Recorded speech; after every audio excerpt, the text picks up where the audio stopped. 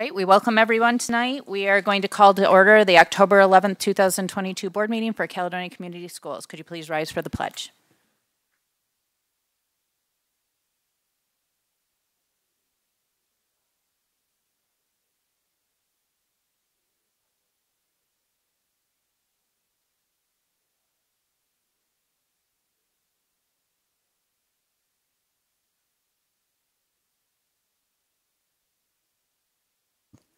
Could we please have roll call?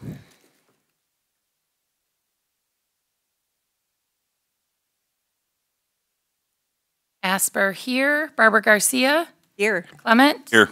Isich. Here. Sadu. Here. White. Here. Tim did inform us that he was going to be away for business today, so he will not be attending this meeting, just so that everyone is aware. Please, a note to everyone speaking tonight as I adjust my microphone. If you are speaking at all, we need to make sure that the microphone can hear you. Otherwise, the recording will not pick it up. So that is true whether you're speaking in public comment or whether you're at this table. If we can't hear you, we will stop you and ask you to repeat just so that everything is picked up. At this point in time, well, two things. Quick, let's do housekeeping things. So if you are here for public comment, we ask that you fill out this card. This card gives us information to contact you if we need to follow up on anything. During public comment, you have 3 minutes, and at that time, we ask you to please address the board as a whole. I'm going to ask, and I've asked, and I've begged, and I've pleaded, and at this time, please don't direct it towards any individual board member. Please don't call out individual staff or students. And this is not a time that we really want to deal with any political agendas or any election information. So if there's something that you need to address that is directed towards an individual person, please feel free to reach out, talk to one of us after the meeting. We'll do what we can to help with that. If you fill out this card, we ask that you do that before public speaking starts, and please turn them in the back of the room. She's got her nice hand up back there, and we will go from there. So we're going to move on with 4, which is consent agenda, September 26, 2022 special meeting minutes. I move that the Board of Education approve the consent agenda as presented. Can I have a second, please? Second. Are there any corrections or questions on those? No? All right, could we have roll call, please? Asper, yes. Barbara Garcia. Yes. Clement. Yes. Isich. Yes. Sadu. Yes. White. Yes, motion carries. Before we start into our public comment, this will be your last call to get your cards turned in at this time. I'm going to ask Mr. Kingsbury to introduce our newest table member here. Thank you, President White. I would like to introduce Dr. Kamala Diaz. Dr. Diaz is coming to us from Lansing Public Schools, and she will be our next Director of Secondary Education. We had her scheduled for official hire on October 17th, but we've had a board meeting weekly for this, so I thought we would just maintain that date. But that will be her official hire, but she has joined us, and we really look forward to her joining our team and the expertise that she brings in that area. Welcome to you, and thank you. Daryl, you're going to be banned from the microphone usage if you don't talk louder into it next time. Michelle was giving me the look from the other side of you. At this point in time, we're going to go to the public comment. I'm going to read the name of the person first, then the person that's on deck, and the follow-up from there. We're going to start with Chad, followed by Bill Lawton, and then Kevin.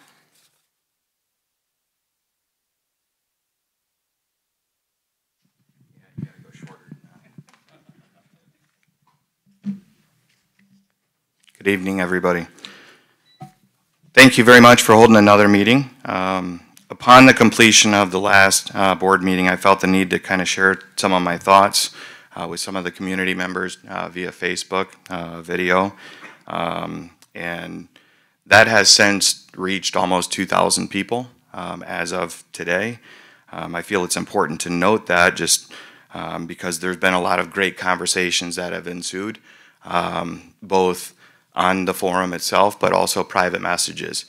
I've had several teachers reach out for, not wanting to be in a public light, but that are gladly in support of completing the construction tasks versus a loose term would be a watered down version of what Dutton would be. My personal opinion is school academics and sports. In my personal opinion, guys, they're equally as important. I think that if you do look at a lot of the research will show you that student athletes perform at a higher level, both academically and socially as well. So when we look back at how long it's been since the football stadium or some of these other key essentials, the JV baseball field, a lot of that is just simply outdated. Now I wanted to address one specific thing. Out of all of those comments and conversations that were occurring on social media, there were only 2 negative approaches. Out of all of those hundreds, if not thousands of likes, views, opinions, there was only 2 that really wanted to move forward with a watered down version of what Dutton would be. So I thought that that was something important for you guys to kind of hear. And the other thing that I wanted to address is one of the opinions of that video was that we had to somehow choose, and what if there wasn't a rebond, and what if that rebond didn't go through? My personal opinion, guys, is that's not what Caledonia is about.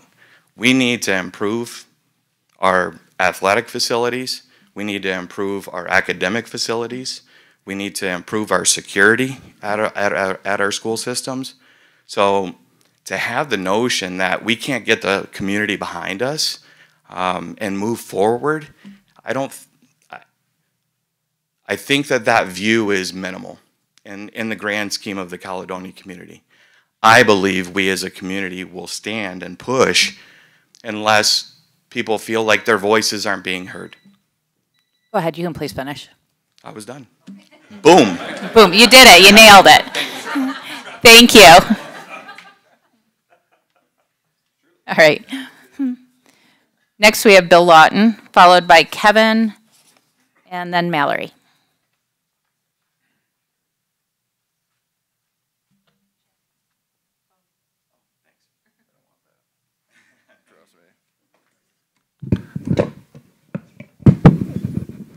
Is that good?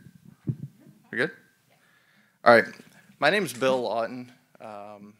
I've been a Caledonia resident for about 12 years now. You know, we moved back in. I currently have a senior and a sophomore in the high school. My wife is currently a teacher in West Ottawa. She's been there for 20 years. You know, my biggest concern is the outdated facilities that we have here at Caledonia. Me personally, I've coached travel baseball for 10 years. I've traveled around Michigan. I get to see the other high schools. I get to see some of the high schools in the Midwest and the facilities that they have and the things they're doing with their school. And I always have, you know, 2 questions. Why not us? And when is it our turn? I mean, we've been real patient with a lot of stuff. You know, I emailed the board members, you know, thank you guys for everything you do. I did get some responses back, you know, thank you, you know, for some of the emails I sent. I mean, Tim responded to me, and I wish he was here because I would love to read his email, you know. He basically said the Board of Education is solely responsible for maintaining all the community's public school facility assets. I'm committed to this and moving forward with all facility improvement projects, including our athletic facilities as planned.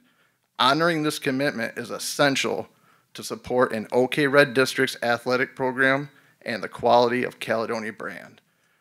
That being said, Dutton Elementary School's new construction must also move forward without compromising the quality Caledonia taxpayers expect, which I agree with 100%. I mean, he summed up everything that I was thinking.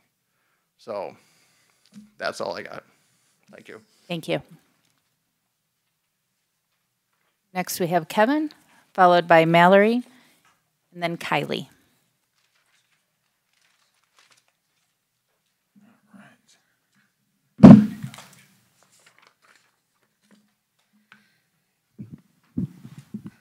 How we doing here? Good? Okay. Well, thank you all for the opportunity to speak with you. Again, my name's Kevin Clement, and I'm the proud parent of 2 children in the district, of one of whom actually went to Dutton for 2 years. I currently also serve as president of the Caledonia Youth Football Association. That's our youth football program. And I represent that group, which is comprised of 400 players from kindergarten through 8th grade. I want to thank each of you for the time and effort you invest as a school board member or leader in our administration. As individuals, each of you has undoubtedly sacrificed time away from other pursuits, relationships, and activities. The sweat equity you have invested in your community should be applauded. I believe Caledonia has a significant number of people who are also willing to invest their sweat equity back into the community. They're already doing it. For example, the Cal Community Theater, Spirit Week ending in the Calpalooza Party, activity at the Calplex darn near any day of the week where you can see baseball, softball, soccer, lacrosse, and football, our robotics team, and so on. My point is we have people who are willing to invest in our children, and we need to start building the facilities commensurate with the investment the community has repeatedly demonstrated a willingness to make in our children. Akin to how each of you is all in your investment on your school board responsibilities, we as volunteers are also all in, and we expect our kids to give their all-in effort in return. We expect them to be successful. There's nothing wrong with the kids being taught to desire and earn success in a variety of pursuits. That said, I believe we have an opportunity to show our kids that we are willing to continue investing in their future. I respectfully urge you to consider allocating funds to support completing the list of projects, then rebonding to build Dutton Elementary the right way. I will gladly and steadfastly stand right here behind you and advocate for another bond. We must demonstrate our support to our kids by investing in our school facilities and bringing them in line with their similar-sized peers in West Michigan. As I drive by Hudsonville High School every day on the way to my factory, it does not take much to see how we're falling behind. I took my 8th grade football team out to West Ottawa. Again, we're falling behind. I drive by Jennison's dedicated robotics building on Baldwin Avenue. We're falling behind. I visited East Kentwood's campus, walked into their football stadium, and through their campus it looks like Central Park. We're falling behind. I bring these comparisons up simply because simply telling our kids that we're willing to invest in them is not going to be good enough. I know I'm out of time. It's okay, please finish. Okay, thank you. They can look around and see what surrounds them. They're being outclassed and they know it, and there's not much they as children can do about it. I'm here to respectfully urge you to make the full investment in the remaining list of projects. Get those projects done properly, and when it's time to rebond, please come back and let me know what I can do to help. Let's work to build a best-in-class environment we can be proud of. Let's work to ensure visitors to our school facilities are impressed and think of us as leaders. Thank you for your time and consideration this evening, and please know I wouldn't be coming to you if it wasn't for the fact that I believe wholeheartedly that we have the right team in place to make this happen. It starts with Dr. Martin. We have Fred Townsend in athletics. We have 2 leaders here in our administration amongst a host of others. Please, I don't want to sell anyone short. But when you're talking about athletics and academics and marrying the two, we have the champions right here. They can get it done. Thank you. Thank you. Next we have Mallory, followed by Kylie, and David. Is this good? Okay, wonderful. Thank you all so much for being here and continuing your incredible efforts in our community. My name is Mallory Walsh, and I want to ask the board to please move forward with approximately the 20 remaining projects with our current bond, and then seek a new bond to build a new Dutton. the right way in the future. My family moved here only 18 months ago, so I can't speak about the historical context of this decision, but that might be best, since all you can do in life is focus on making the next best decision with your current options. Ironically, that perspective of focusing on the current play is something I've learned from a lifetime of playing sports. It has served me well academically, personally, professionally, and really, since life is holding on to what could or should have been and leading to unforced errors, I think building a smaller, watered-down version of Dutton while scrapping these other crucial projects is an unforced error based on regretting this last play. Now, the big question that I've seen discussed is, shouldn't the school board prioritize education? And my answer is absolutely yes. I have advanced degrees in psychology, secondary education, and special education. So believe me when I tell you I do prioritize education. This is why the community, and especially the students with special needs, deserves a new Dutton to be built the right way. Not right now, requiring construction later on that will be a distraction. That is also why we need to invest in our safety and our athletic programs right now. The money is there to do these projects the right way.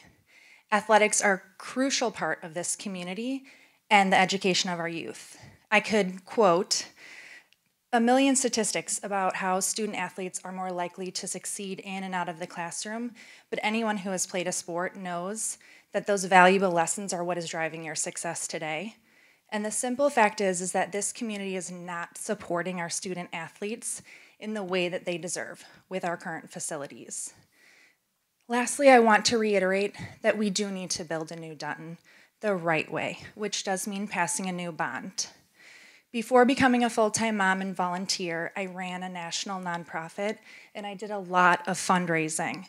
That experience leads me to believe that getting a new bond passed is all about telling the right story to the community, since there is no logical reason to oppose it. A new school is needed, and a new bond will not raise taxes.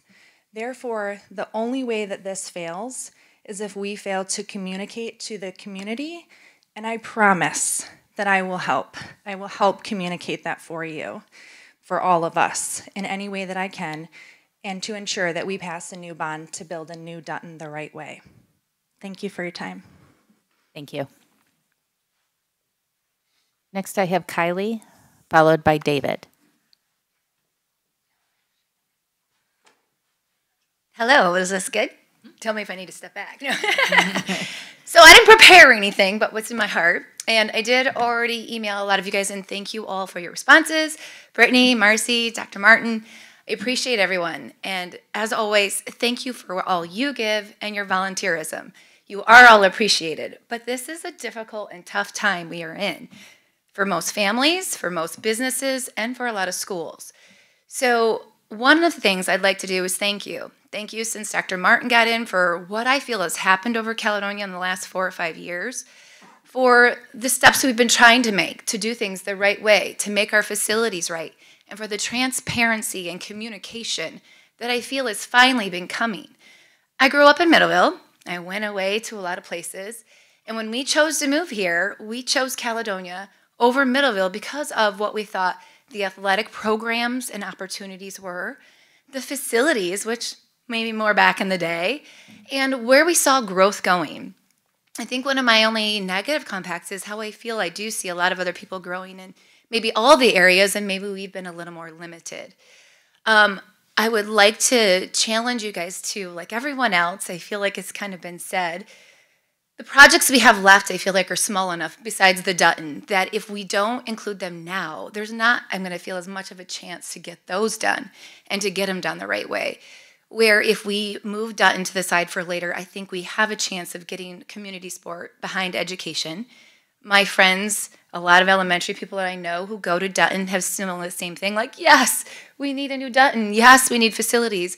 And even though we're going here, we don't want to see it done the wrong way and the cheap way, and we are willing to wait if it's done the right way.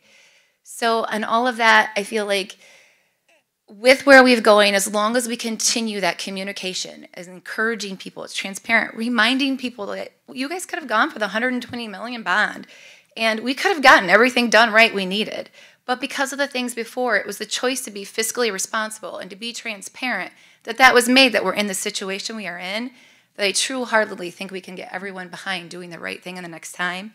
And I mirror it with everyone else here. I'm an avid volunteer in many buildings and schools. We will be here, we will communicate, we will help you be transparent and get the message around. And I really feel like Caledonia can step up and make sure, I think we all want to see everything done right, and we all understand the situation we're in. And I thank you guys for making these really tough decisions and giving it your all and putting your faces on the project. So thank you for all you do. Thank you. Next, I have David.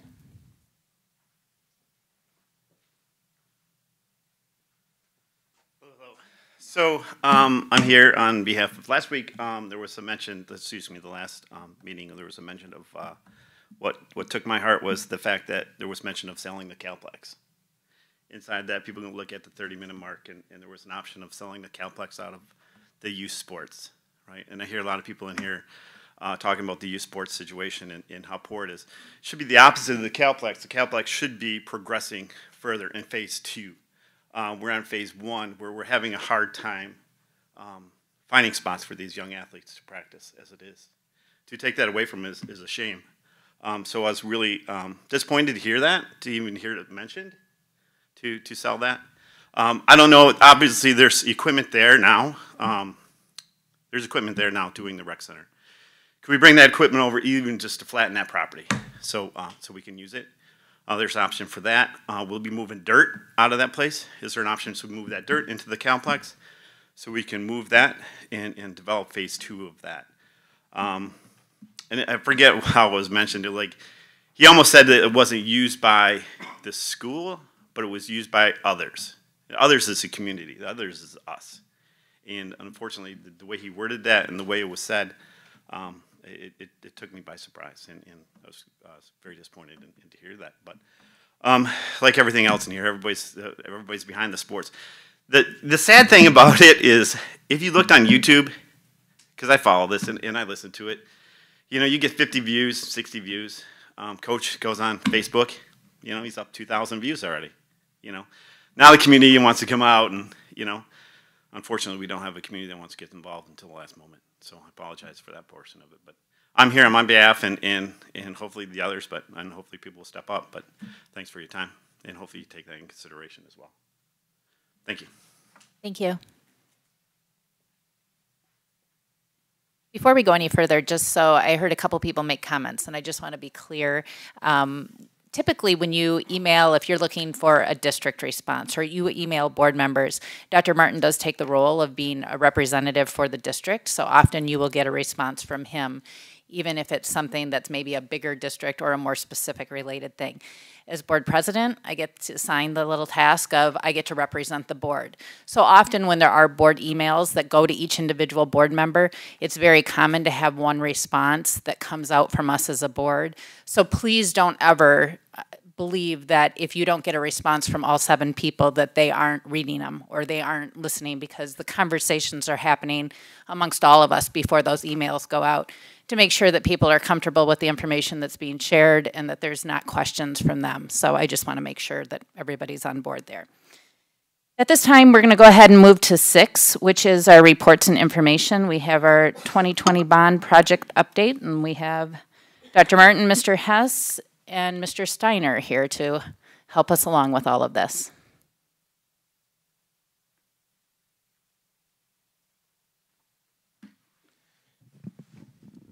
So thank you, President White. Is that better?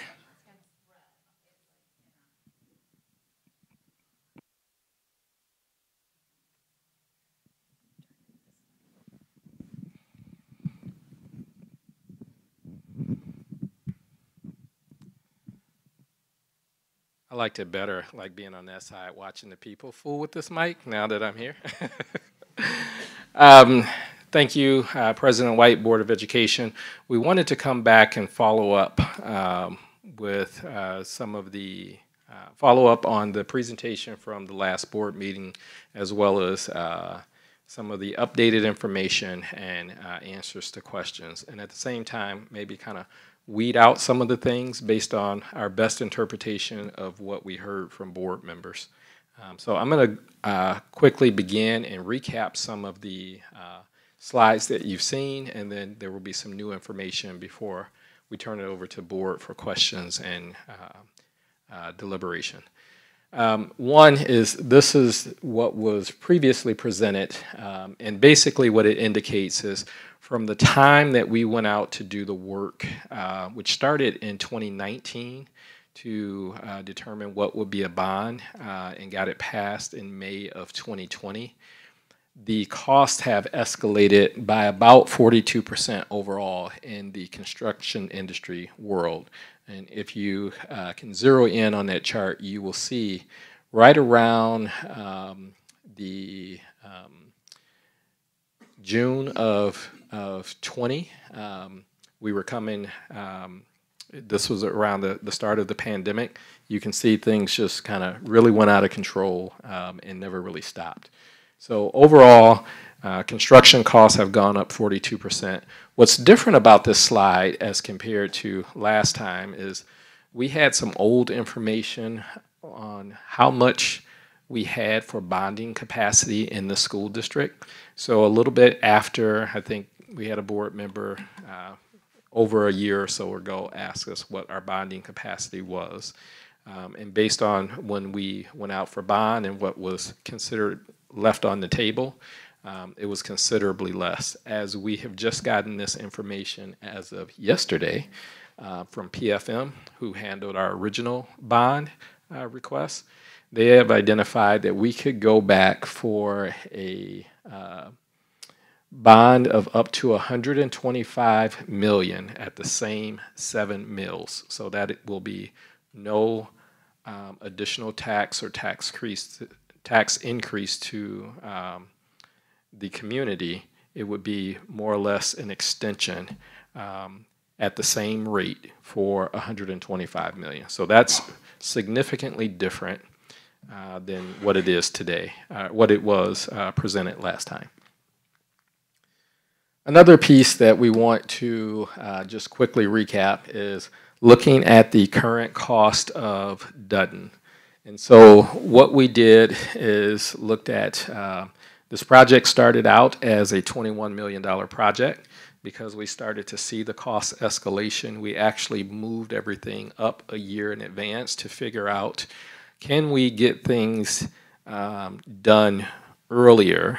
And what are those cost implications? Because we started to see that rise up as we were working on the community center. So looking at that, this project has gone from $21.2 to $30.3 million. We came in March with kind of a modified version, so we took out the drive to 76. We switched to precast. We made some other modifications because we thought if we could hurry up and get some bids in and lock it in, we'd be okay. And we had a lot of conversation about adding back the drive to 76, other things that we needed to consider. And all the while, that inflationary clock was ticking. So when we went back to look at this again in August, the price was higher at 26.3. And that continued to have that impact as we look at it almost every time we go back and adjust and look at these numbers. So, Matt, did you want to add on to that? Okay. I'm going to turn this next screen over to Mr. Hess, and he can explain this a lot better than me. When last we presented the list of projects that were yet to be finished for the entire bond, we were listing the value, 2019 pre-vote value of $8.3 million. We did not show the values in the public presentation last time, and we're bringing that to the screen this week. But we've also taken the opportunity to apply the general increases across the different industries to these projects. with a couple disclaimers. You can see that we've gone from an $8.3 million group of projects now to an $11.9, $12 million group of projects. And you can see the cost escalations. Now, some of these numbers are coming from directly from Christman. Some of them are coming from Plant Moran. Some of them are coming from internal, from our work. So a project like the school bus covering structure is up almost 100% because it's 100% steel. Other projects were not up so much. You could advance one. We do have 3 projects in this that changed in an odd manner. One, you'll note that the price for the connection between the schools actually was reduced. This was changed to a wood frame structure with a shingled roof where it was originally envisioned as a matching or complementary masonry structure. That was proposed out to Christman as a cost saving and not necessarily communicated well. So just be aware that by going down in price, it actually went down in quality and look, and we have to pay attention to that. The playground equipment here is also indicating and showing standard equipment. Standard meaning it's not inclusive in play for all students, and the surfacing recommendations would be the non-ADA compliant wood chip safety surfacing versus poured in place or some of the more sturdy surfacing where we can get wheelchairs out, get more inclusive play. Third one is the athletic training facility.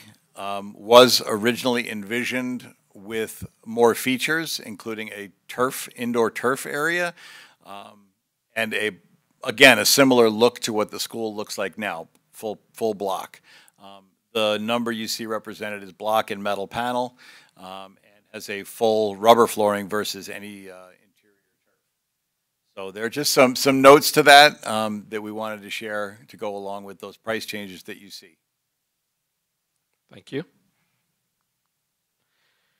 This one I won't spend a lot of time on, but this was kind of the original cost consideration, revenue enhancement ideas that was presented previously. Kind of want to move on to the reduced scope of Dutton. So this was something that was talked about previously. And maybe just want to make it a little bit more clear what was contemplated in the last meeting.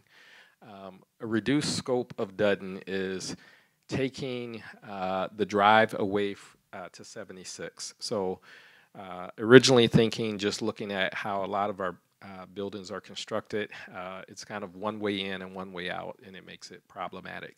So we wanted to split that up, but taking that out will be approximately $1 million. Not all of that is just the drive itself, but there will have to be some type of wetland mitigation. Thank you. If we take that, if we do add that drive. The other one is removal of the wing, and so the building is set up as a 3-wing building, but you can see in this visual it's a 2-wing building. So this is what you would consider a stub wing, meaning that you probably have 2 doors there that would lead to the outside, with the intent that should the district decide to go for a bond or come back with some other funds at a later date, you can build on to that or complete that 3rd wing and maybe just change out the type of doors, but it would be kind of as best as possible ready for that additional wing. And then the other one is add a caffeinasium space and remove the gym. So again, this is something that is done in other school districts. I know when I first started teaching, and at that time it was a pretty new building, and they had the caffeinasium. I won't let you guess how long ago that was, but it is something that is an option and doable, a little less than ideal, but it would save about $1 million. So when you add those 3 up, we were looking at about a $3.6 million reduction to the $30.3 million. So what we tried to do, and I kept like kind of the running list on the left or the right side of the presentation of the remaining bond items and the cost of the new Dutton as far as what we have. And so The things that we thought we heard from at least one member of the board as something that was in the lexicon of consideration, so moving from 9 down to 5, was New Dudden as planned, and then bond out the list for everything else. Quickly recapping a New Dudden as planned, we would have to, we have about $22.2 million left. So we have about a $10 million gap that we need to make up. So we throw in public improvement funds, land sale, we would not do the other $8.3 million worth of projects, and then we'd have to go into general fund. If we were to take this, I won't go through all the pros and cons, but if we were to go this route, and the board said we want to do that and go after a bond, by the end of the 24-25 school year, if a bond did not pass or was not successful, then we would need to make that difference up out of the fund balance. So that's kind of that 5.5 million general fund. And at that point, based on the things we already have and we project going several years out, we would probably end up as low as 1.7% in our general fund balance, which would be a dangerously low level.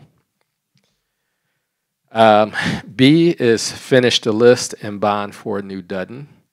And so when we presented that previously, we were looking basically around $12 million for the list as it exists.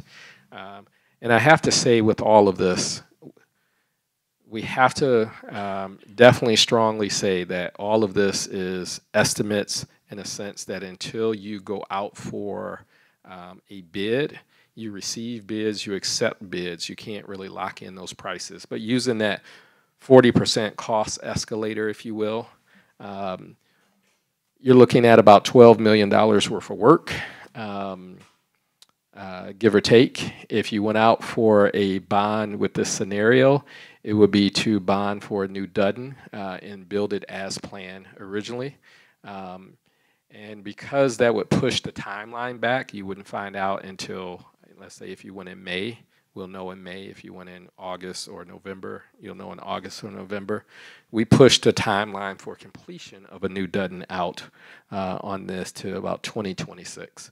We can always hope and push to go a little sooner, but just trying to be a little bit realistic. But again, if the bond doesn't pass, then we are on the hook for a significant amount. C, what we thought we heard is a modified Dudden and bond for the remainder of the list. So a modified Dudden would look like using the remaining bond funds, going into fund balance, using public improvement fund and the sale of land. That would look like a 2.5 strand building. So I think the notion that was out there, and I had to check with PMC, is that this would be a 3 strand building instead of the current 2.5 strand. So this would give us about the same number of classrooms that we currently have at the current Dudden. So it doesn't increase our capacity, but it makes it the same or similar capacity, just in a better location. But then we would have to bond the rest of the list, and depending on what we wanted to do, if we wanted to make any adjustments. But bonding for that would probably start at 12 million or more. The last two from that original 9, if you will, is cancel the Cal Community Center. The big point to this one is that we estimate at least a $10 million loss. It could be a little higher. That's because of materials that's already committed and contracts that are already obligated. Those contracted agreements, they would have the right to seek some type of remediation if the board decides to cancel that. So we wanted to be clear that technically, I think it's around 8-point-something million. Realistically, you're going to be north of 10, and we don't know how far north of 10 if we were to pull off that. But that was thrown out there, so we wanted to look at that again. And then the other one was to renovate the existing Dudden and finish the list with no new bond. And so I don't think that one got a lot of discussion. I think the board looked at something more like these hybrid options. So between conversations that night at the board table, individual questions and conversations from board members, hearing from Dudden staff, hearing from community members as far as athletics, some of the things that started to float, if you will, as an idea or consideration. So I'm calling it the hybrid, and I'm making it very clear that this was not something the board actively said, but it was a collection of ideas that myself and administration thought we heard that started to coalesce. What if we looked at renovating the existing Dudden, doing the list and bonding for a new Dudden? And that was more clear to say renovation only meant electrical capacity and adding air conditioning to the new Dudden, approximately around the $2 million mark. And then the rest was adding turf to the existing football field and then completing all other remaining list items. If you were to do that, and a question had come up, well, what would that look like if we go out for a bond later based on what we're seeing from cost escalations? And so again, I'll say this is an estimate, but to go out for a bond of a new Dudden could be probably in the neighborhood of 35 to 40 million to make sure you have that buffer and comfort. The other one, G, is a modified new Dudden, and the turf the field and then go out for a bond for the remaining of the list. So what that would look like is we would take the 22 million that's remaining. And if you're wondering where I've gotten that from, of the $88 million project in total, we've already spent 23 million. What we have committed, when you factor in a few small items and the community center, that brings us to about 63 million. So you only have about 22 million left. So we take that 22 million towards the modified Dudden. We'd have to add the 1.5 million from public improvement, another 1.2 million anticipated from the sale of land. We'd have to use 1.8 from the general fund. Again, that modified new Dudden means that would be 2.5 strands. So not a full 3-strand building, but a little bit extra in case we have a bubble group, or if you wanted to run a split classroom, like a 1-2 split, which some districts have done. It would also be no standalone gym, so it would be the Cafanasium approach, no drive to 76, and this would still be able to open by the fall of 2024. Then if we wanted to add the turf to the existing football field and then go out and bond the rest of the list, that would be an addition of about 1.9 million. Could be a little bit under, but we asked them to estimate on the high side. So we wanted to make sure that we were safe with that number. So we would be looking at about a 1.9 million add to that.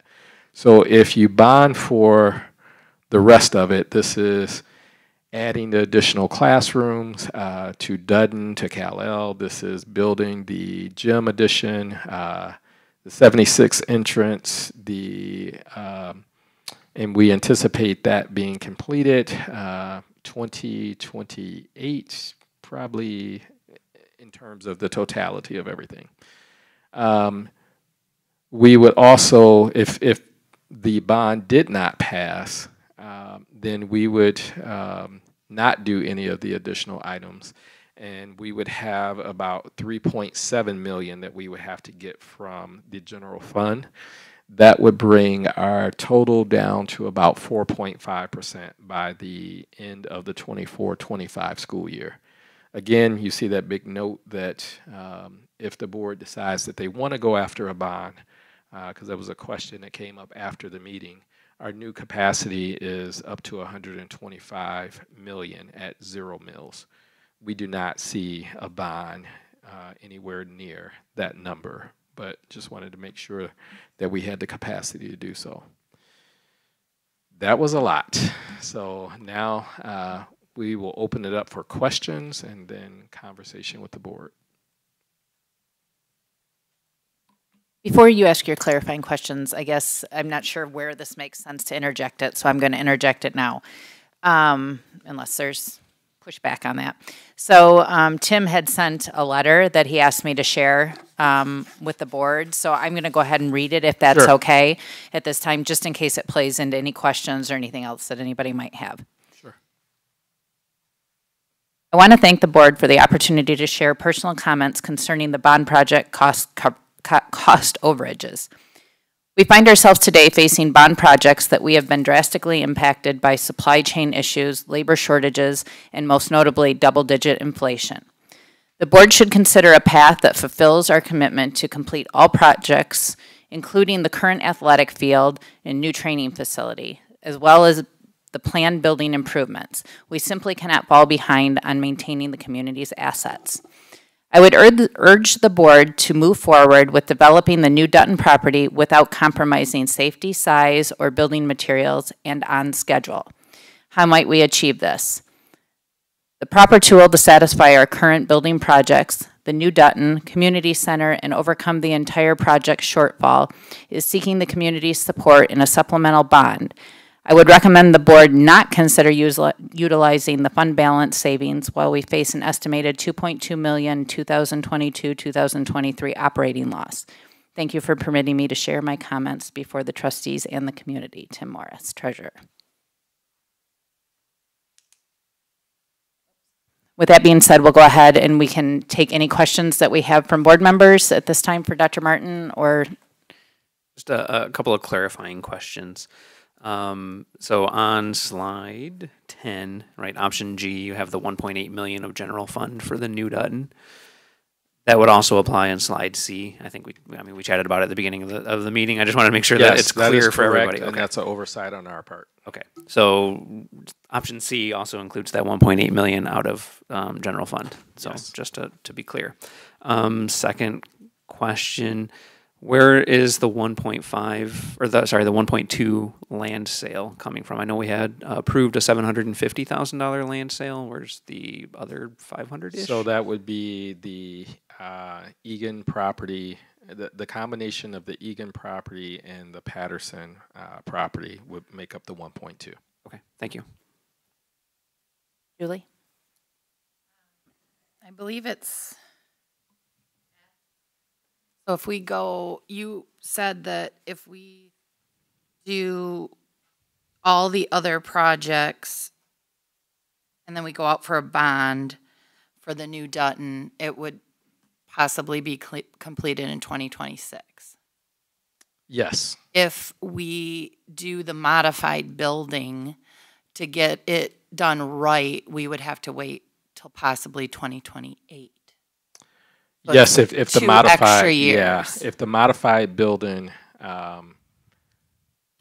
if the board makes the choice to go for the modified building tonight, we can start that and have that completed by the fall of 2024. However, to have the full thing completed, it would mean that we would have to go and successfully pass another bond and add more time to complete the full thing. Yes. Right. So we could have, if we go for the bond, which we'll have to do anyway if we do a modified, if we do it now, we get a full school with everything that's needed in 2026. If we do the modified, we have to go for a bond anyway, same thing, but we have to, but we won't get a full, complete Dutton done right until 2028, correct? Possibly. Okay. Dr. Martin, just to clarify, do you know in option C, a couple clarifying questions. So there's the $1.8 million that's not in there that would come out of our general fund. Yes. You have a, like you did in the projection on the other one with the 1.7% fund balance, do you have an idea what that would bring our fund balance to percentage-wise? Or Sarah, maybe that's a question for you. Yes, Sarah, a question. That would be about 7%. 7%. Do we have, what's our policy right now where we want to keep our fund balance at? 13%.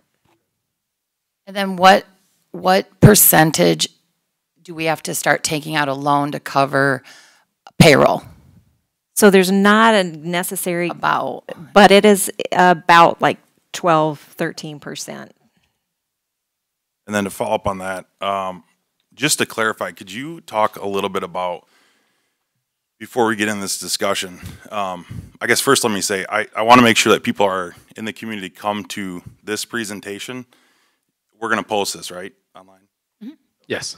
So come here for your information, because I think out there I've seen a spreadsheet that's got inaccurate information.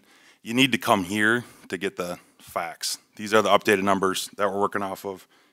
That's important. But could you talk to what do we do with that, just so the community knows? I think it's important to talk about the public improvement fund, what we use that for typically. Yes, so if we have a boiler, and I'll let Matt clean up after I get started. If we have a boiler, an air conditioning unit go out, we go to our public improvement fund. And so it's a special fund to deal with large-scale operational needs without raiding our general fund to keep operations going, and without taking our fund balance unnecessarily low. So a couple years ago, you may recall that we had a major power outage, and it ended up being a power line that was underground that fed to Emmons, and it took Emmons offline for almost a week. This was a job that cost several $100,000, and we needed to get it done with all due speed, so you generally pay a little bit more for emergency type services. That's where your public improvement fund will come in. If we have other large scale issues, whether it's air conditioning, heating, we have an issue with the roof that we need to take care of. We have an issue, in some cases I've seen districts use it if they have they're a couple buses short and they had a problem, you can use that. So it's generally to support the operations of the district at a large level. Matt, you want to add to that? Nope, that was pretty darn accurate. We used it this past summer. We lost the heating hot water storage tanks for Duncan Lake Middle School. We needed to replace two several hundred-gallon storage tanks for the hot water system. We used that fund specifically for that. Yeah, I think. And if I can add to that, just another ways that we have used that. The last time the district had a bond, we updated the baseball field, but the girls' softball field was not done. We felt it was a situation of equity. We used our public improvement fund. We also upgraded the tennis courts at Duncan Lake. It was another high dollar thing that wasn't in the general fund. We used our public improvement fund there. So that's some of the ways we use it. I appreciate you giving clarity to that. Just before we have the discussion, I wanted to bring that up because, we look at the general fund and we see the 7.6%, for instance, on that C, but I think the other thing that's important is we would also be taking a big part of the public improvement fund, which then would leave us with not a ton of money in there to get done the things we need to do to keep up the facilities. And the issue is running that operating deficit of $2.5 million potentially. There's no future here of filling that back up potentially. Not anytime in the short run, right? So we're not only taking our fund balance down, our general fund balance down. We have to be aware that there's no contingency. There's a little contingency, I should say. I just want to bring that up as we talk. And just to clarify, we will, when we post it, we generally within 48 hours, we try to post these presentations. We will correct C. Thank you, Mr. Sadu, for pointing that out, but we'll get that corrected before we post it. And would you say a public improvement fund is kind of like what my husband and I call our emergency fund? Exactly. And can you share, Sarah, like where you recommend that we keep that public improvement fund in order to have the funds that we need, or the policy? So this is something where a few years ago that the board kind of adopted that fund balance goal, and one of those was to transfer anywhere between 0.5% up to 5% of our operating budget each year to go into that fund.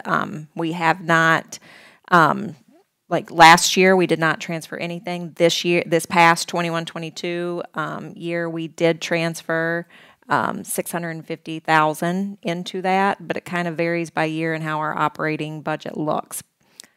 Our goal would be to at least, I mean, when we first set this up, to at least try to get that to be, you know, over a 2 million mark for that fund, but we haven't achieved that quite yet, and that was the original goal. So, another question I've had, and we spoke about it too, but I'll ask it again in a public forum. So in the last special meeting, the removed wing for Dutton was estimated at 3.5 to 4 million in savings, and Yes. this is now 1.5, right? Yes. So that's, to me, seems like a huge miss in terms of, you know, what that guesstimate was. All the other ones went down a little Yep. bit, which, you know, I would get, it's fuzzy math, but, you know, can we talk a little bit why, I mean, how did it go from 3.5 to 4 to 1.5? Yes, I'm going to put Mr. Steiner on the hot seat for that one. So if you want to take that question, sir. Sure. Well, first off, good evening, everyone. There was miscommunication with respect to the number and what we were looking for that I gave to Crispin's estimator. And when we discovered the discrepancy, we again went back to them, challenged everything that was in their number. I did not give them to price out that gymnasium. So when you account for that into the number, it makes that number whole. So my apologies. Another question, going to the bond projects remaining, and then I think it was on the next slide. I don't see anything in the bond projects remaining about a turf field. So I don't know where that falls. When we were accounting early on the Cal Community Center, that project was originally bonded at, and I'm trying really hard to get this right, Michelle, I promise. That was bonded, I mean, that was listed on the Treasury application as a $21 million project.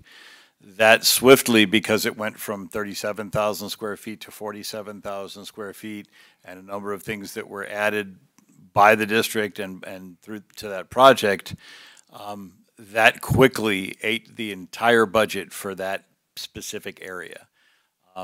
If the roofing at the high school had gone over, the number would have come from one of the other things within the high school budget during that early time. So basically, the cost changes because of the size of the building and the qualities of the building. It ate up everything in that entire budget capsule. That line, there was a line on that page that said, and I have to turn my head to read it here, parking lot / rework fields. And that is a quote from the Treasury application in 2019 that had a price tag on it. That is what essentially would have been reworking the field, would have been adding turf. It would have been potentially opening up a parking lot. There was, lines on there for other things as well that were splash pad that were, absorbed into the larger Cal Community Center. And so as you look at it here, I think it's like the fourth bullet. We just kind of generalized to say improvement to existing football stadium. So, but on slide 4, improvements to football stadium is listed at 72,500, which is not enough for a turf field. So if you go back to slide 4, it has the bond projects remaining with the initial estimate and then the new estimate. The fourth one down is improvements to existing football stadium at 72,500. Yep, that line was not designated specifically for a turf field. Yep. So I just want to make so I'm not seeing turf field on list on slide 4. Which one is slide 4? I'm sorry. It's the bond projects remaining. It's the spreadsheet that shows 2019 value with 20. That one. Okay. Yes. Got it. So I don't see turf field on here. Correct. I think Jason's asked then is that list then really represent of that 12,000 plus another 2? So is it really 14? if we're looking at that and considering that as a separate item and taking that out of the mix elsewhere. Correct. That Yes. list does not Okay. include a turf field. Okay. Because it was a line that disappeared very early in the bond project. But again, if we choose this path, we could add it back in. Yes. Absolutely. Okay.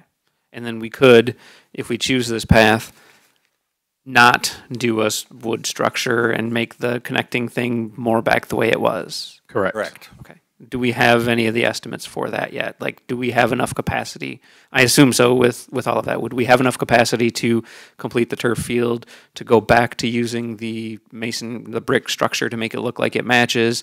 And I think there was one other one that you said was modified as well. Do we have the capacity to then go back and do it the original way? Only if we didn't do a new or modified. Right, yeah. If we choose to go with these projects in Bond Dutton, right, do we have the capacity to then do everything the way we originally wanted, plus a turf field? With 22 million remaining, yes. Can I ask? If we could devote the 22 million to that list, turf field, and he changes back to what that belongs to, I believe yes. So going back to original specs plus turf field would keep us within that dollar amount. Yes. Okay. Are there other things that were on that list that fell under the community center that disappeared relatively quickly that are of interest or of note that we should be aware of also? Yes, I believe there were. I mean, it encompassed, like we had talked about, the track being at the new community center. There were several things that were in the original plan that were eliminated when were doing that work. So yes, it was more than just turf. Okay. Yeah, so when you look at it, we were talking about that one of the things we said that we would do is add a soccer field at Calplex for the youth program. The other thing we wanted to do is add some type of track because we have a lot of people using our track from the community. And we initially talked about having it over there with the community center. When we had to add the additional square footage to make everything work, that really took about $5.5 million worth of stuff down to 1.5 million. So we kind of reworked the numbers and said we started hearing from the community that they really prefer to keep the tradition of where the current field is at and work in the confines of that current field. So then we looked at, okay, we would have about 1.5 million to take care of the best we could of the existing stadium and other things. Clearly, that is not, in this inflationary time, is not anywhere near sufficient today. In the $66 million or so that we have committed, do we have contingencies built into that, or are we out of contingencies with that as well?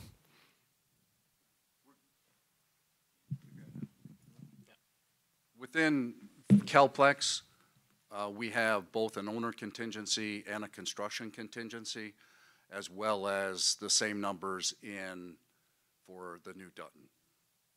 Thank you. Kyle? Yeah, I think we've done everything we can do to evaluate this. It's not a good situation. We all know where we're at. But as I look through these, not only because I think it's the right thing to do, to make sure we're doing things the right way. Dutton deserves the right school. I think the upgrades that we want to do need to be done the right way. But even beyond that, financially, I don't even see how these other ones are an option. We're putting ourselves in a position that our fund balance would be, to me, would be at an unacceptable level. I look at what just happened in COVID. Thank God we had the fund balance that we had to continue to keep our staff, keep our kids going. We just can't do that. We can't put that financial strain on the district. So I really don't see how there's anything to do but finish the list the right way, bond Dutton correctly, and then I would encourage the board, and Julie and I are done here in a couple months, but the new board members as well. You know, we have this bonding capacity that we found up to 125 million or so. I'm not suggesting we go that high, but there's other things that need to be done. I think we all know that. I think the thing that we're hearing from the community is there's positive things happening in the school. The staff has been incredible, from Dr. Martin down to, everybody helping out. So there's positive things happening in the community, and we need to show that we're continuing to support that. So if we do things the right way in this, we bond out for Dutton and find the extra things that we might need, right? We might be able to bond for 55 million or 60 million. We got to figure that out. But I would agree with, one of the speakers when they talk about, it's all about the messaging to the community. Everyone knows what inflation's going on. So we let them know what's happening, let them know what we need to get done, let them know the facility upgrades that we need to take place, take care of the kids at Dutton, give them what they deserve. I mean, somebody put it great to me in the community, and they said, so you're telling me that we could build Dutton the modified way, and it still would potentially be the worst elementary we have, right? That's sad. That shouldn't be the way it is, right? We need to build that for growth, to get the new kids in there, give them what they need. So if you don't agree with that piece, the financial piece should be enough to get us to go in that direction, that we can't put that strain in our district. It's impossible. We have a $2.5 million operating deficit coming up. That's real, right? So unless you plan on cutting in different areas, this is the only option, right? That's my thought. So, I think every one of us at some point in time, either as we are running for the board or as we talk about being on the board, right? Every one of us have probably said we want to be a voice for those that don't have a voice, right? And I think that some of the kids at Dutton and some of the Dutton families embody that, right? That somebody needs to be a voice for them, right? And listening to them at the Dutton Dialogue for Doc, right? All of that. So, that's something that we need to take into account too, right? Dutton needs to have a voice. So I disagree with the characterization that it would be the worst elementary. It would be the smallest, but it would be the newest. It would be in a better location. So I completely disagree with that characterization. However, I also, realize that from a financial standpoint, we can't put the district at risk, right? So from a financial standpoint, I agree. Under the original numbers, when it was a $3.5 million savings originally, right, it was going to fit within just the bond, and we wouldn't have to touch fund balance. And so at that point in time, 100% I was, let's go build a new Dutton. But it hurts me to say that, hey, we can't take care of these kids at Dutton anymore. That it feels like we just don't have the capacity to do so unless we can get a new bond. So, from a financial standpoint, I agree that I think, we have to do this list and go for Dutton separately. So just to clarify, Jason, we agree in the fact that we want to take care of the kids at Dutton. So let's be clear that I think they should be taken care of, right? And my point is, I don't think we're telling them that we don't care about them. It's just a different viewpoint. I think that we are telling them we care about them because we're saying, I want to build you the best possible elementary that we can give you and what we promised you. So I'm not telling you you're wrong. I'm just saying we just come from a different angle, but I will say that I absolutely think they need that and they deserve that. Just to be sure, though, from sitting here and listening to both of you, I did hear you both say the same thing. And you might have said it in different ways, but I think that you're both saying exactly the same thing. And I don't think Jason was saying something different than you are. I'm not saying you don't care. I'm just saying we can't. I don't think we can sit here and say for certain that a bond will pass, right? We are one district that turn down an operating millage. That never happens, right? So while everyone likes to say, oh, we have community support, and I'm glad for all of the support, and I'm glad for all of the help, and I wrote it down, so I'm going to be calling some people when it comes time for the bonding to say, hey, you said you would help, let's go. So I don't know that we can say that it's going to pass. So if we get into May and the bond is shot down and Dutton is left holding the bag again, right, I feel like we will have failed those kids. Right, but also we're saying things like stub wings and wood chips instead of a proper playground. We're saying one way in, one way out, which is exactly the same problem they have at Dutton right now. So it's just not, to me, worth going down on fund balance and putting ourselves at risk for a lot of other things, which you have said. 100%. I totally agree. But and it's not increasing their capacity. They have something called a CAFA gymnasium or whatever that even is. That's three. That's three different things. Like, that's pretty awesome, probably. But I want them to have a gym. I want them to have a cafeteria. I want them to have a proper playground. I want there not to be safety issues with we all want this, and I agree that it is not guaranteed, but it's also not guaranteed for them to pass the $12 million bond we're going to need to give them the school that they deserve. So, I mean, whether we go now for the whole thing or to get it to them by 2028, there's still a risk there. But they would be out of that spot in fall of 2024. They would be out of that landlocked, surrounded by industry, asphalt stinks, right next to a busy 68th Street and off into like by neighborhoods and all of that, even if it's a smaller building. But I agree, we can't decimate our fund balance for that. So it's right. To me, it's not even an option. But it's more than just a new building. It's more than just the capacity. They really need to be out of that location. Right. Really and do. I understand that. And I think that that's a huge talking point, and because you can physically see it, and everybody here knows about inflation. We live it every day. So, I mean, I want to believe in our community that they're going to do the right thing. I just have to believe that right now. But I just think option F is for financial responsibility because when I came on this board, I said that I would make decisions for all kids, not just my kids or what I think is good. It was for all kids. And also that I was going to take the fiscally responsible way always, because that's how I live my life at home, and that's how I want to spend the community's money as well. And so I agree that we cannot risk the fund balance getting that low. It's just too dangerous. And so going to finish the projects the right way and going for the bond to do the school the right way is where I stand. So the other thing that I think we need to talk about too is question.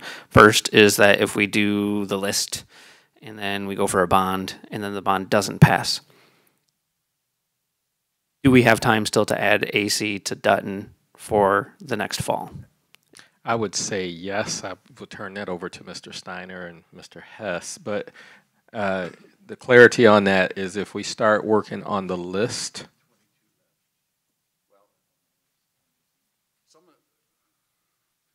There's a lot of open-ended questions.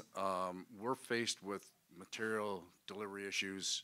A substantial one right now is we'll have to increase the electrical feeder size over at that facility to accommodate the air conditioning. Switchgear right now is running 2 years.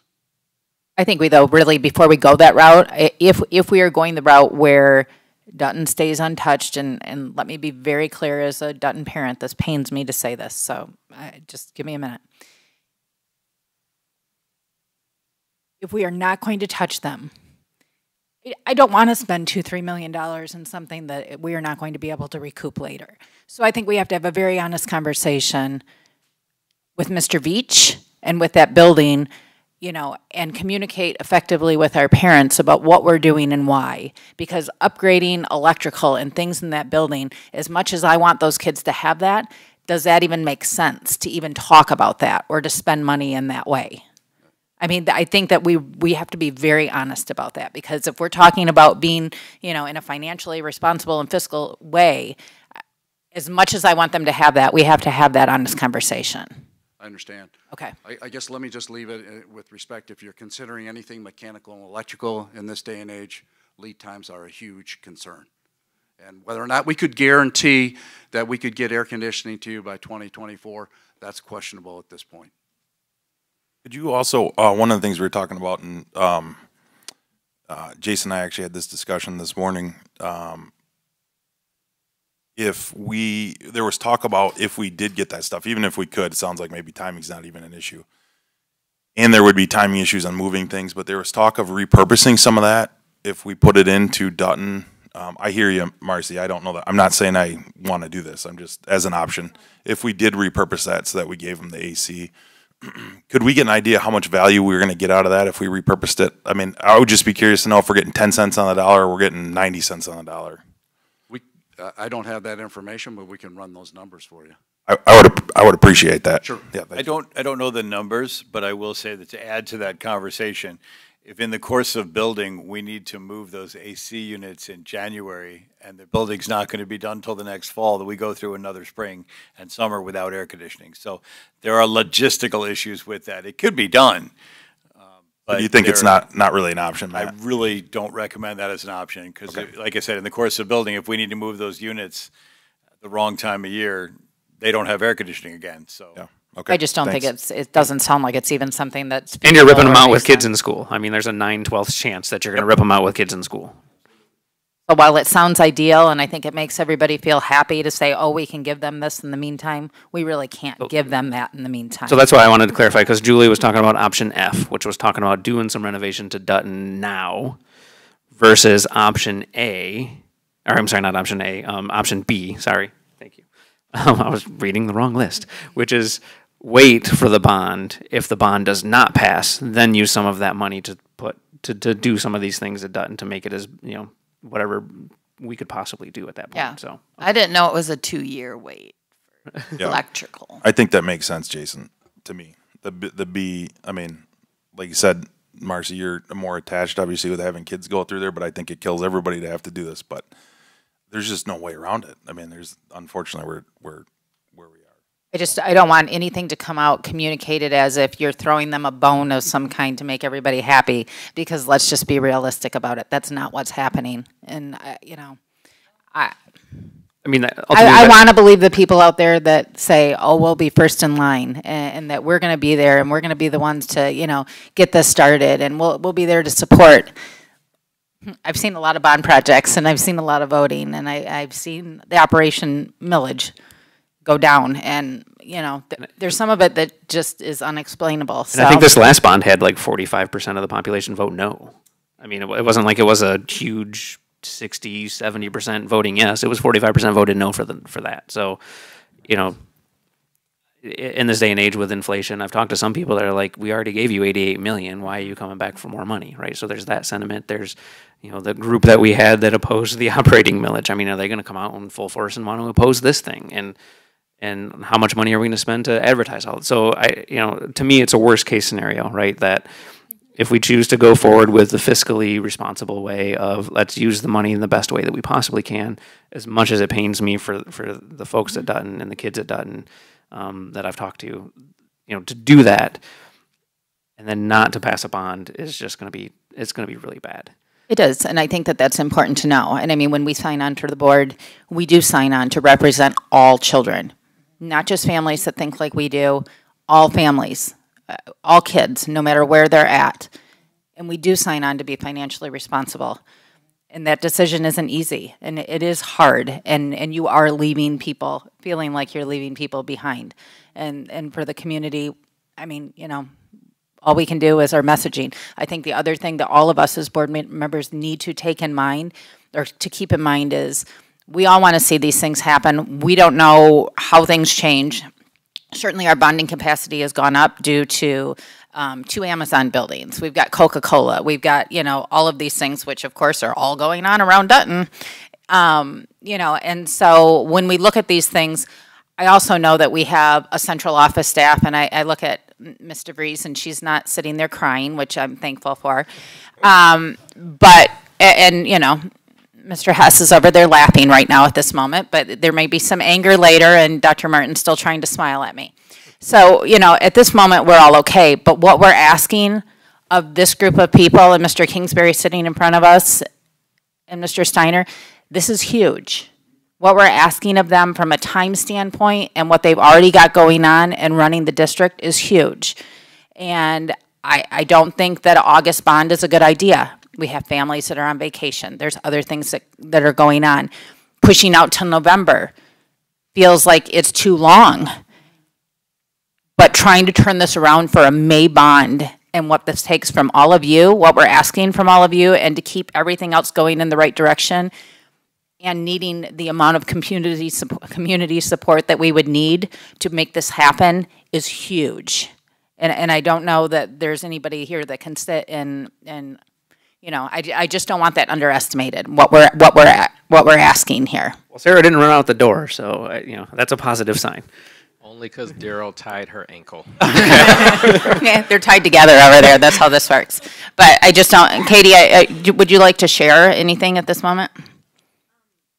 No, is that good? Yes, no, yes, no. Towards your mouth.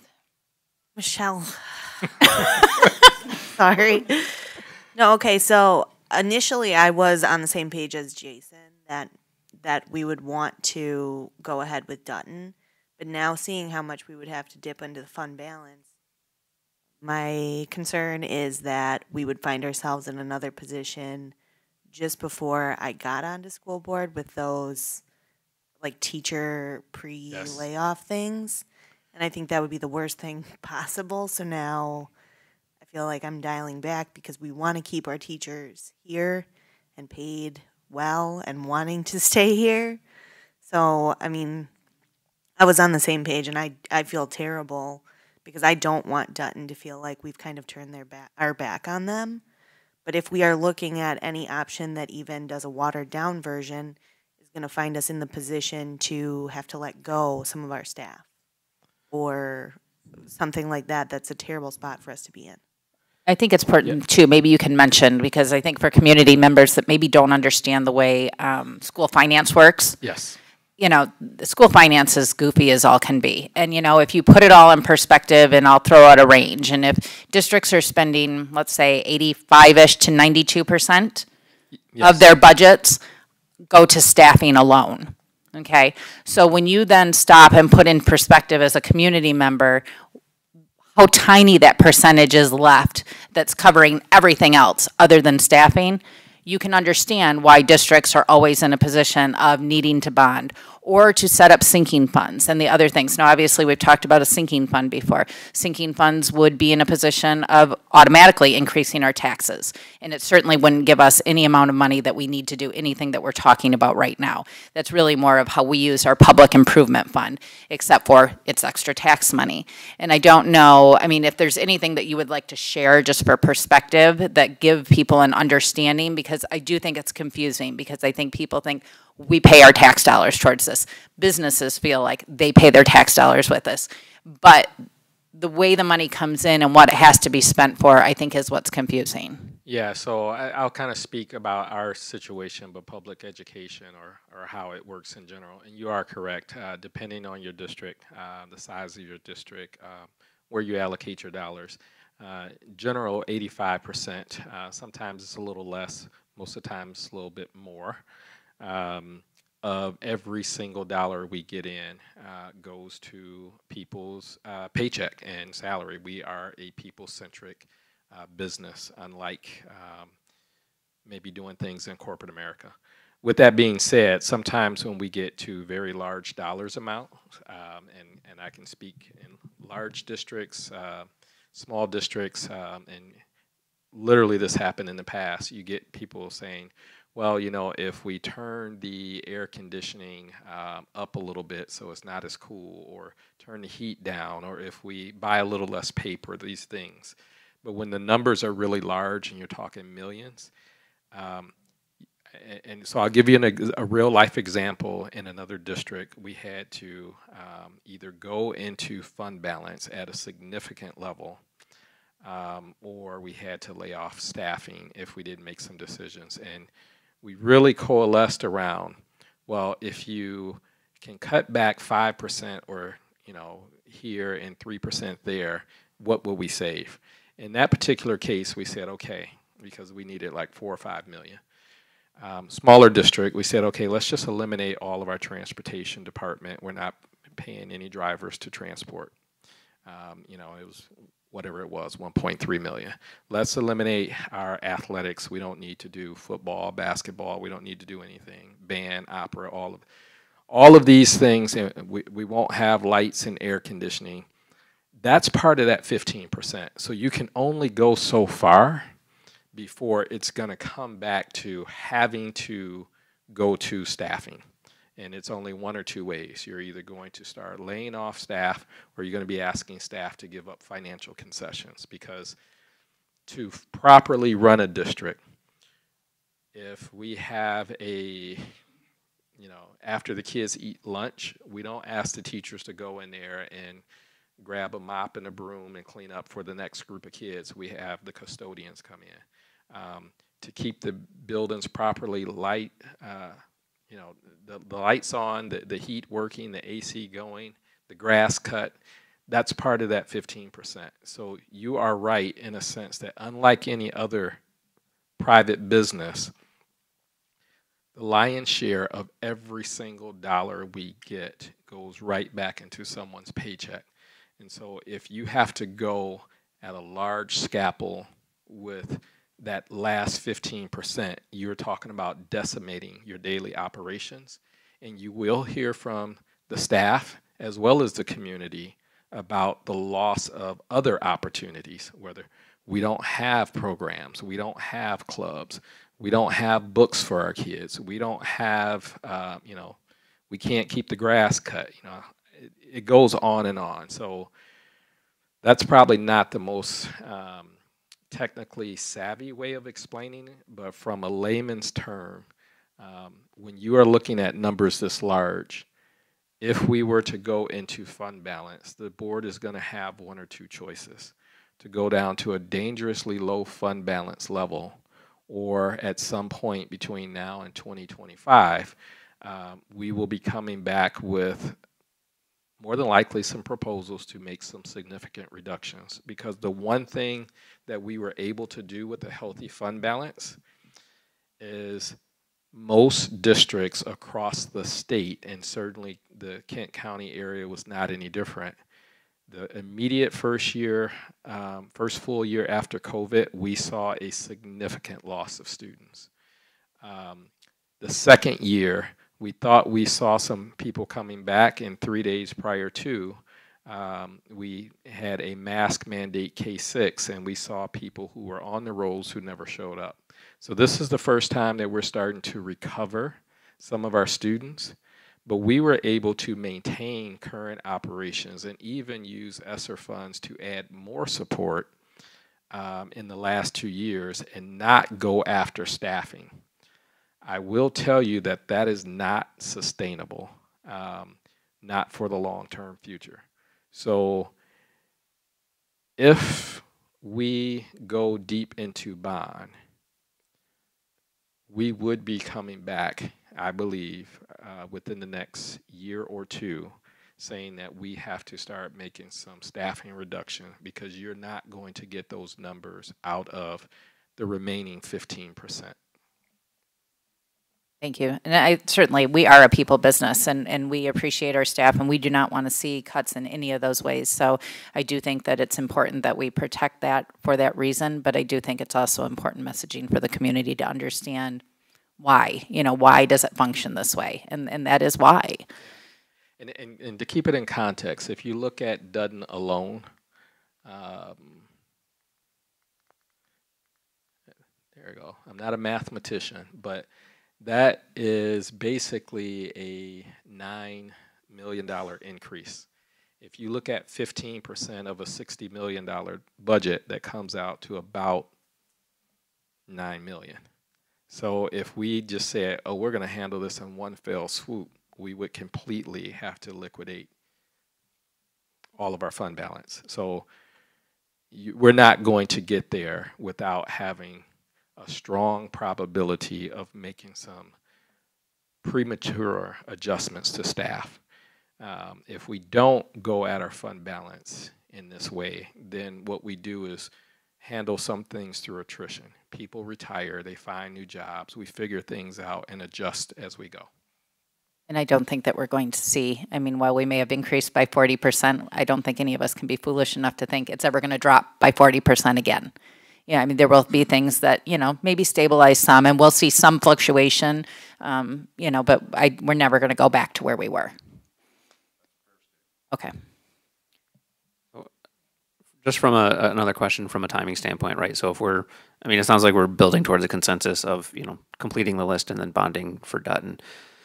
From a timing standpoint, right, if we hold on to 22 million minus whatever it takes to do all these projects, do we have enough time to finish that, using that money by the time we're supposed to be done with that from the bond? Like, if, you know what I mean? Like, if it doesn't pass or whatever, right? If we hold on to it, do we have the time to complete? Confident to say yes. Okay. We could do that. Yeah, I think the only thing that would allow us or make us miss would be things beyond our control, and then we would have to course correct. So if we are ordering a part that's 3 years out, we'd have to course correct and do something so that we can complete. But other than that, we should have plenty of time to do it. Okay. Because what I don't want to do is run through this list and then not have any money should a bond not pass, to not at least try and do something to make Dutton more comfortable. Yes. Any additional questions? Do you have questions for us? I think the only thing that I'm seeing in the discussion as you kind of narrow towards certain options, there are options that, as you just discussed, kind of that look like B. And I would only say, is that B plus a field, or is it just B? So I'm going to say B plus the field, and it's the original specs on the things that have changed. So the turf in the athletic training facility, right, and the make it look nice connector between the two high schools, so don't just do some sticks and some shingles. Have a trail. And I think that was the two main things. But so do those, right, and add the turf, and then whatever else is left kind of hold until we get a bond.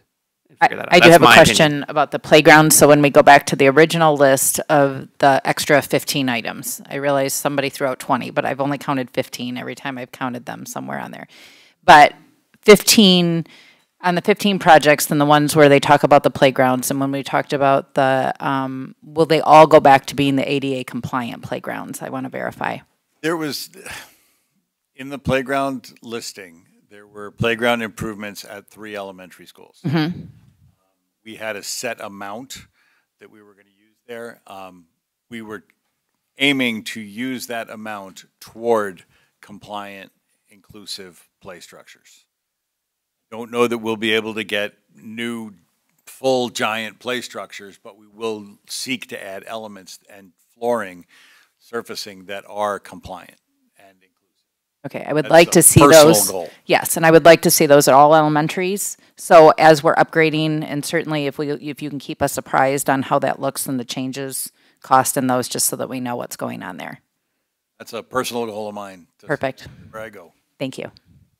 And then, and again, I just want to we should save some money in case a bond does not pass, so that we can at least, do something. In my opinion, that's just my opinion. I don't know how the rest of the board feels if we keep some of that money in reserve, so that if a bond does not pass, that we have at least the capacity to do something for Dutton. To that point, Jason, I would agree with you. I think, do you have an idea if we go back to doing the things that what you're talking about, I think, which everybody's kind of talking about now, which is getting things done the right way, getting the field done, getting all those other things back to where they were. What does that leave? Do you have an idea what that leaves us with, dollar amount wise? No, I don't. We're going to have to do some work between now and getting to Treasury to kind of, well, let me back up. We're going to have to do some work to start looking at what these real numbers are going to look like and flesh that out. I do believe, because you're still going to have your 8.3 million and then your 22 million, that should be more than sufficient to handle and still have a little bit of money left for Dutton. But I cannot say at this point unless you guys know. Kind of like asking how much it's going to snow this winter. Well, that's what you're here for. We pay you for that, right? Yeah. You can't get that done? 56 to 72 inches. Somewhere in there. I will say this. We'll have more than double to complete these projects as compared to what was in there. Well, I mean, maybe. So I guess I just want to make, from a board standpoint, if we're going to give consensus direction, whatever you want to call it, right, do we want to just put a number or something, right? If we're talking about $2 million for air conditioning right now, right, to say let's make sure we have at least $4 million capacity to do something, so that as these projects continue to creep back up, right, because we're going to, again, athletics training facility is going to get more expensive because we're going to go back to the turf. The connector is going to get more expensive because we're going to go back to the masonry. Turf field wasn't on here. That's another $1.9 million that's added on here. So you start adding $1 million here and $1 million there, and you're all of a sudden going to get to, out of that 12 million that we're estimating right now, we're adding it up, and it could get to 22 really, really quick. Yes. So I want to make sure that we're cognizant of that. I really, really think we need to at least plan for the worst and hope for the best. So out of the 22, we build in a contingency for Dutton if. Well, and can we get, so I'm on board with you that we got to have something there just in case something doesn't happen. 100%. I don't know that I want to put an exact dollar just in case, right? Of course, and I know you're not exactly asking for that, but if we could get those numbers, it'd be very helpful because I think I would be in agreement that we got to have something left over just in case. I happen to be maybe more on the optimistic side. I think we are going to pass something. something. I'm feeling like you're waffling on me because I heard from you for sure it was going to pass, and now all of a You just heard sudden from everybody we're out there. So they said it's going to pass, so we're just, good to go. You know, and you and Julie are in on this. I just want you to know at this point going forward. So I mean, you know, you may be off the board, but you're in on this. Is all I'm saying. I've done it before. I mean, based on the numbers here, we need like 4,974 more votes or something. So we just got perfect. We're good. We should be okay. I agree with you. There's got to be something there. Narrowing in that number, I think, would be great. Just as we get a little bit more information. I mean, sure. Probably, I would guess now that we've went down from whatever we started with 9 options or 11 options or God knows how many we started with to this, it's going to make your job a little bit easier to get us the information we need to proceed. But I think we're at least sounds like on the same page. If you're holding that money too in the contingency, I guess I'd like to know what it's going to be used for if it doesn't need to be used for that. You know, I mean, because that's a lot of money. Just you know, I mean, just if we've got an idea of what would fall within, because obviously it has to meet the criteria of what already's been approved by Treasury. So, okay. What a covered parking structure for board members. I'm just kidding. I'm just kidding. No, I'll be off the board, so no. Yeah, no. All right, what do you need from us then? I don't want to leave here with anybody feeling like they don't have a direction. I want to recap what I think the direction is, Okay. and I think it's pretty clear. We will complete the list, which is B. Which The full specs. The full specs, not the watered down wood structure. In completing that list, we'll be working with the bond team to start looking at what those numbers are like, putting together kind of a revised timetable, and making sure that we reserve some amount to be determined a little bit later so that we can do something for Dutton in the event that we don't have a successful bond in May. And so what I think I've heard is that the board is interested in us going to bond for a new Dutton at cost in May. With whatever other things that might be lingering out there in the community, if there's any other discussions, add-ins, things that we need to discuss, this is the time to do it. Marcy, I would agree with that. I'm glad you added that because we're not going to be here to see this probably. But oh yeah, you're going to be helping with us. Oh, we're going to be helping, but I think even like the comment about CalPlex, right? Maybe that's an opportunity that we can work with the township to get that done. That's a huge thing for the community. So this is a horrible thing to have to do. It's terrible. If we try to find any silver lining in here, to me, hopefully we can get some other things done too that we potentially need in this next bond. To your point, you know, because I think there is a lot of other needs to the district. But so I mean, if we're reserving some money from a bond, from this bond, right, and then a new one passes, I mean, we might have a few $1 million that we could do CalPlex, or we could do some of these other things, right? I guess my concern would be if we start adding on stuff to a bond, and now it's, to me, is that more reasons for people to vote no on a bond versus if it's just the school, right? I mean, that's a lot of what we heard from the community, right? If you put all these little things on, then maybe people aren't going to vote for it versus if you do one big school building kind of thing. So that would be my concern, is if we start tacking on, oh yeah, and we could do this, and oh yeah, and we can do this, and now we're up to, you know, $60 or $80 million worth of stuff to get. And I just want to be thoughtful, have the conversations that we need to have, so we're doing it once. Do you have the information you need from us, Mr. Steiner? So just for the board, I think our first priority is we have to figure out the list. We know the lists include turf field and other stuff, but we have to figure out the list with more detail so that we can start putting some real numbers there. Simultaneously, we will be working with the attorneys and Treasury to get prepared for a new bond. There will be a time that we will start to have a little bit more clarity because we have to have a bond question on Dutton, but just through that process, there will be more time where we will then say the list looks like X, and this could be how much would be left over for Dutton or other projects that we want to consider. Is that maybe a more clear way of saying it? I think so. Okay. I do have one more question. From a bond standpoint, if we bonded for a Dutton, is it possible to use some of that money or ask for a little bit more to add classrooms to Caledonia Elementary, or is that we'd have to list that? I know that's part of this list now, but I'm just so using my brain and thinking, what if we get to a point where we revert to all of the original specs, we add turf, and prices come back as higher, and now we start creeping up towards that 22 million? Would pulling the classroom additions from Caledonia Elementary out and then moving that in with a Dutton Elementary bond be an option, kind of like? In my mind, I'm thinking we're starting to creep towards that 22 million. What is the priority of the list of things that we need to start addressing? You know what I mean? Actually, that's a good thing, and it would be easy to do because it would be bond for a new Dutton Elementary and classroom additions at this other school. I'm just curious because, again, I think there'll be some time for us to develop a priority list of that 15 items. 16 with turf field. 16 with the turf field. Yeah, we will work with you to develop a priority list to see if something has to fall off as we approach.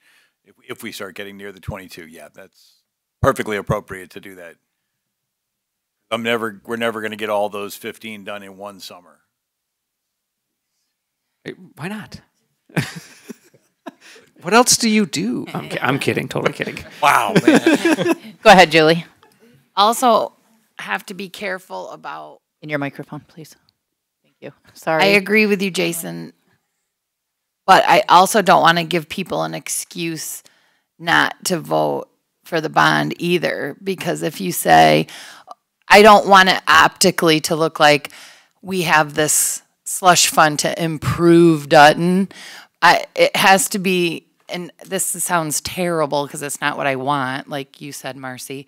I don't want not to do something for them, but I also don't want it to be a fallback for people to say, well, if I don't vote for it, they're getting air conditioning and all these other things anyway, and it's hard for me to say that because it sounds terrible, but I also want to be careful about how much we leave and how bright and shiny we make that sound, because then that could be their fallback that, oh, they're going to improve it anyway, so I could vote no, And I just wanted to throw that out there, that it's a noble thing and it's important. I see why you're saying it. I totally do.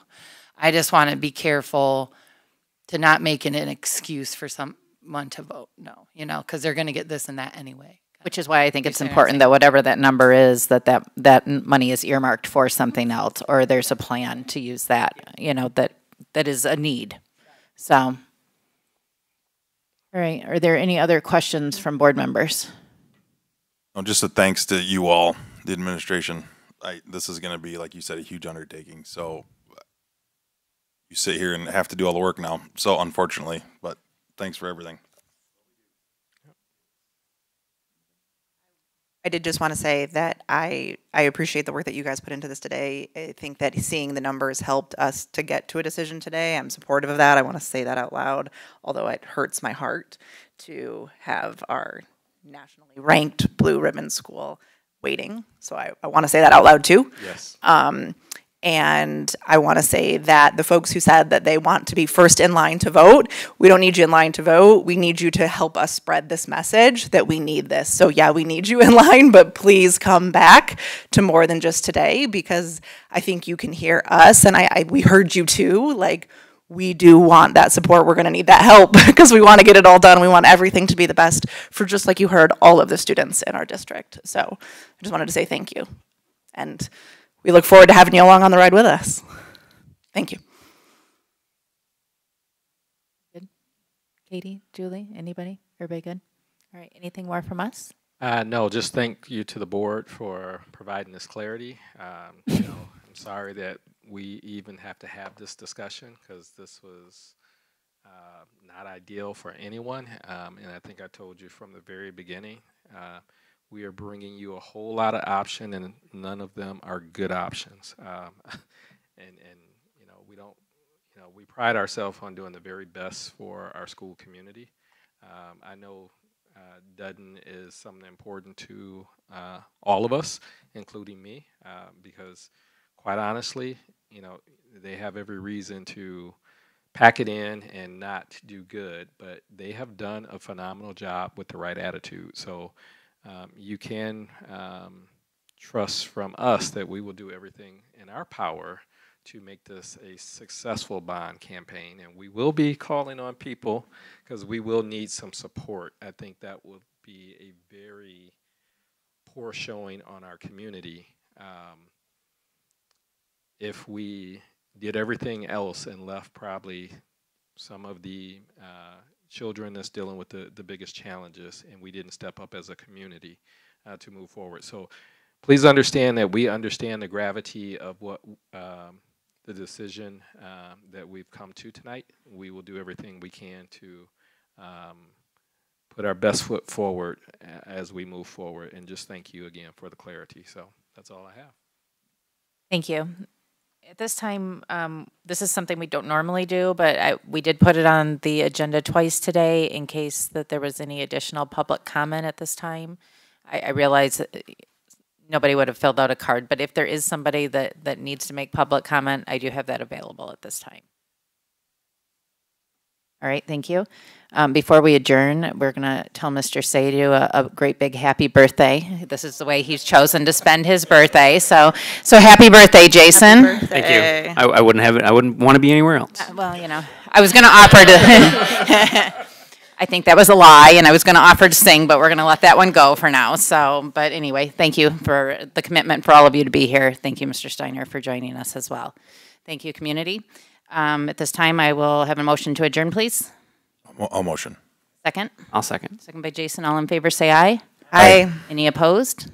All right, thank you. We're adjourned.